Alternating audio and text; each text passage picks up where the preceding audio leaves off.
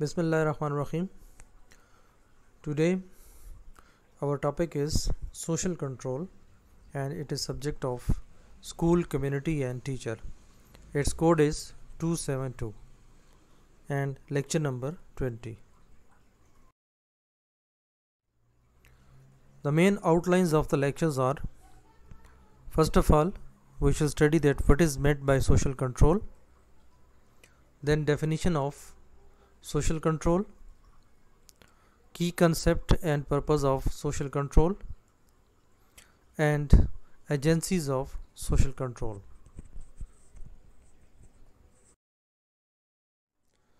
Now, first of all, we see that what are the definitions of social control.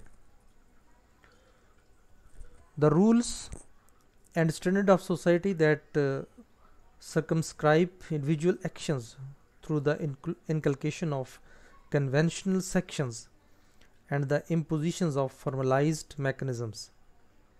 Sociologists define social control as the way that the norms, rules, laws, and structure of society regulate human behavior. It is a necessary part of social order, for societies could not exist without controlling their populations. So, according to Cole, there are two forms of social control, like through conscious form or social control. Society compels an individual to act according to its accepted objectives. Law, propagandas, educations are such forms. So, through unconscious method, social institutions such as religions, customs, traditions, etc. Here, there are some definitions like Jerry and Jerry in 1996. They said that practices developed by social group of all kinds which enforce or encourage conformity and deals with behavior that violate accepted norms. Then many they said that social control as the sum of those methods by which society tries to influence human behavior to maintain a given order. Then Ogburn and Nemkov, it was explained by them that the patterns of pressure with which a society exerts to maintain order and establish rules. So, social controls tend to take two forms, like informal or formal. Informal social controls involve conformity to the norms and values of society, as well as the adoption of belief uh, systems learned through the process of socialization. Reward and punishment enforce informal social control. Reward often takes the form of praise or compliments, good grades, job promotions, and social popularity. Punishment tends to involve relationship ending, testing, and uh, ridicule, poor grades, being fired from work, or withdrawal of communications. Now, there are some key concepts. The key concept of social control is that the term social control was first introduced to sociology by Albion, Woodbury Small, and George Edger Vincent in 1894. However, at the time, sociologists only showed sporadic interest in the subject. The term social control, as defined by Merriam-Webster, is known as certain rules and standards in society that keeps individual bound to conventional standards as well as the use of formalized mechanisms.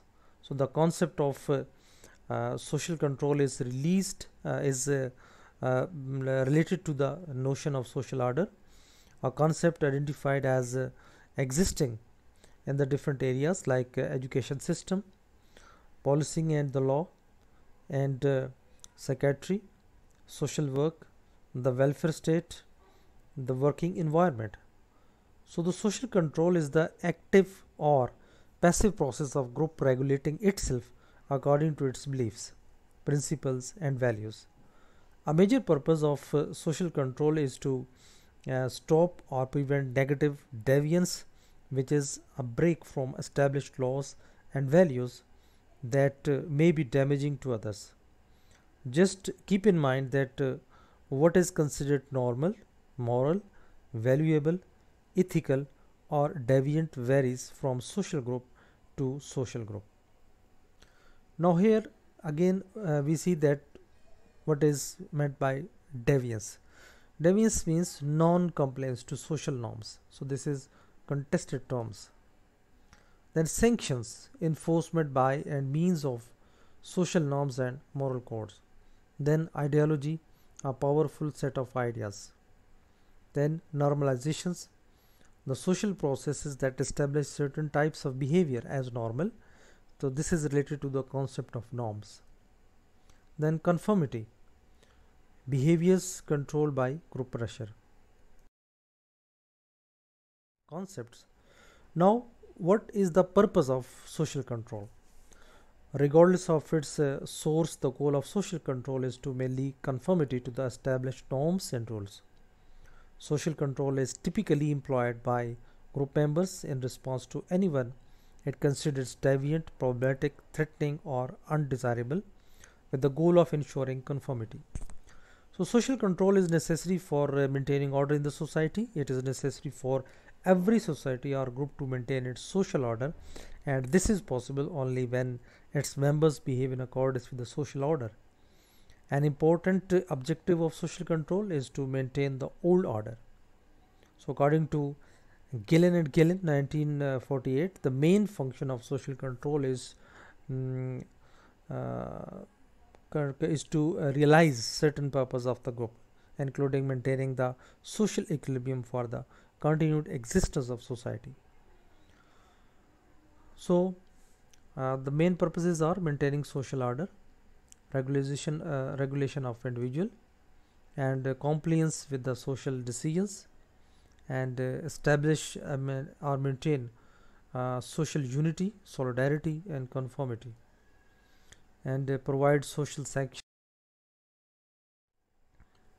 Now, there are some agencies of social control like family, neighborhood, community, social friends, armed forces, public opinion, media, law, education, government messages, employment, police, administration, religion, sports, and clubs.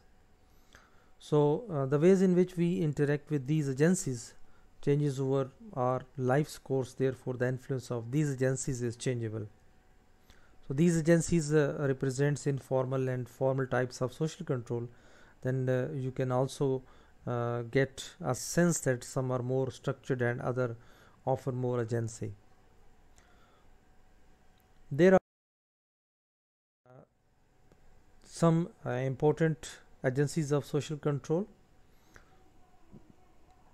Although there are several agencies of social control, but social control is exercised through various agencies, and the important agencies of social controls are stated below, first of all, the family. So, family is an important agency of social control. Basically, here I shall discuss 10 important agencies of social control. The first one is family. So, this is an important agency of social control. It is the first place where an individual is socialized. He learns various methods of living, behavior patterns, convention from the family. So, he is taught to behave and respect social laws and obey social controls. He learns customs, folkways, traditions, and modes from the family. Family influenced the individual directly through suggestions, persuasions, praise, blame, ridicule, criticisms, etc. So, through these mechanisms, family forces the individuals to conform the customs, folkway, and modes of the group. Then the next one is neighborhood. Neighborhood is a simple and specific part of the community. It has a feeling or a sentiment of local unit. So there may be more than one neighborhood in the community. The neighborhood is the first community with which the individual comes into contact with. It exerts a deep influence on its members as an agency of social control. The local neighborhood reinforces or strengthens the individual's family and agency of social control. It comes only after the family in social importance. The elder members of the neighborhood or locality who are very intimate to one another keep group modes alive and enforce them in the locality. The local neighborhood, like the family, exercises direct control over the behavior of the individuals through direct suggestions, persuasions, praise, blame, ridicule, criticism, etc. The next one is that is mosque or any worship place. So this is regarded as an institutionalized expression of religion. It serves as an agency of social control. In the past, mosque was a powerful agency of social control for quite some time, and the mosque and the imam were held in a high esteem. The authority of the mosques was recognized and accepted by the people. As a result, nobody could disobey its order, and the mosque had power to dethrone kings who even the most prominent personalities of the locality who did not accept its authority during this period. So the next one is religion. So religion serves as an important agency of social control. So it is a religion which supports the folkways and modes of society by playing supernatural sanctions behind them. So it adopts negative as well as positive means to regulate the behavior of the individual in society. The next one is the school. The school is very important, powerful agency of social control, and it exercises social control through education. The child learns many things from the school which he can't learn from other sources. The child is taught to obey the discipline which a student learns at schools lasts with him throughout his life. In the college also the students are required to obey social controls. The school and college are educational institutions are next to family as agencies of social control. So it is the classrooms, the peer groups and the leaders who exercise influence on the child for its future role in the society. Education in modern times, it is a very powerful means of social control. It is education which makes all efforts to discipline the mind of the students in the school so that he can realize the importance of social control. The next one is law.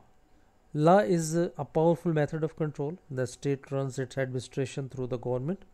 It enforces law within its territory with the help of police, the army, the prisons, and the court. It enacts laws to regulate the lives of the people, and the deviants or the violators of social rules are punished as per law. The state carries out certain functions of means of the law. It is law which prevents the people from indulging in the anti-social activities. The lawbreakers are punished by the law of the state. It helps in governing our social conduct and behaviors. The next one is administration. Administration is very powerful and the most effective instrument of social control. It forces the individuals to obey social control, and the administration punish the violators with the help of police, the army, and etc. The next one is force. Physical force or coercion is an important means of social control. It is ancient as society itself. It is essential for social progress. Even these days, some societies resort to it against the deviants or those who disobey social norms. Every state has its own armed forces or police force. So it is an effective weapon to prevent people from indulging in antisocial activities. It also makes people obey social order. The state carries out its functions by means of laws, which is ultimately backed by physical force. The next agency is public opinion. So public opinion is very powerful in the democratic age. It not only controls the behavior of people but also controls the government. People these days are more concerned with the opinion held by the public. Fear of public opinions in the general makes people control their conduct and behavior. The state controls the behavior of the people through public opinions and mold people in the favor of its policies. The next one is propaganda. Propaganda is a systematic attempt by an individual or individuals to control the attitude of people through suggestions and consequently their actions. With the development of means of mass communications, propaganda has become an effective means of social controls. The state controls the people through this powerful means of social controls, namely propaganda. The next one is formal social control. What does it mean? The formal means of social control comes from the social institutions. Individuals are forced to accept these forms of social controls. They are not optional. These forms of social controls are exercised by secondary groups. Formal social controls are linked to the concept of power. Who has power in society? How is creating formal social control? For example, education system, the media, government, law, police, armed forces, and administrations. So, according to one study done on the crime in cities and cities that have a higher incarcerations rate and those that police makes more arrest for public offenses tends to have lower crime rates and incarceration rate. Next is informal social control. When asked who are most important people in your life, you may say your parents, siblings, or friends. And when asked who are the people that have influenced you most in your life, again you may say your parents, friends, and maybe even colleagues. These forms of social controls are generally established due to the societal needs, differ from person to person, and those which they take note of will differ depending on the individuals, how they have been socialized, and what sections are in place. General exercises by primary institutions. What else does this tell us about power in society? So, what would interpretivist make of this? Family, friends, public opinion, customs, strangers, sodality, and judgments. The next one is sections. International sections are political and economical decisions that are part of diplomatic efforts by countries, multilateral or regional organizations against states or organizations, either to protect national security interest or to protect international laws and defend against threats to international peace. Sections are the ways in which social control is enforcement. However, this doesn't only have to be negative. Sections can also refer to the positive enforcement practices such as positive. It means a smile, a pat on the back, on part of the back, and money, food, a meaningful gift, applause, promotion, commendations, and negative being told off, shouted at, being tutored, at police cautions, detentions, a written warning, prison, sentence, community service, excommunications. Sanctions can also be informal and formal. Then, socialization and normalization. Socialization means the act of adopting behavior to the norms of a culture or society is called socialization. Socialization can also mean going out and meeting people or hanging out with friends. It ensures new members of society learn social norms, begin to interpret sections. Primary and secondary socializations are means of social control. Then normalizations. Behavior sanctions, values, and norms become so routine and internalized that they are unquestioned and normal. Foucault and self-regulation, surveillance, and self-censorship. Then Marxism and social control. According to Althusser, repressive state apparatus means the state maintains and widens the monopoly of the means of production to benefit capitalists. This supports capitalist class structures, maintaining inequality. Therefore, the state progress threats to the capitalism largely through the police, government, and laws, and are unified in protecting capitalist interest. Then ideological state apparatus. Idea that institutions like the family education and religions teach individuals how to behave in order to benefit capitalism. Although this is more difficult to secure capitalist agendas through ideology. Then functionalism and social control. Decrim crime as a functional. The codifications of moral order allows laws to be established that represents broad social guidelines for all individuals to comply to. These laws are publicly displayed, which allows them to be distributed and boundaries visualized. Crime as testing legal boundaries, idea that law is social static or slow to change without being challenged. And crime allows individuals, communities to integrate, which leads to an increase in organic solidarity and importantly social consensus. Then interpretivism and social control. Weber, politics as vocation. Weber studies the link between the state and violence. He concludes that the state has a monopoly on violence. This legitimizes violence exercised by the state. For example, death penalty, soldiers killing one another in battle. So this concept is linked to his work on rationalization and authority. So consider how this is similar to Althusser's repressive state apparatus. Again, makes us think about the role of power in social. This was all about this lecture.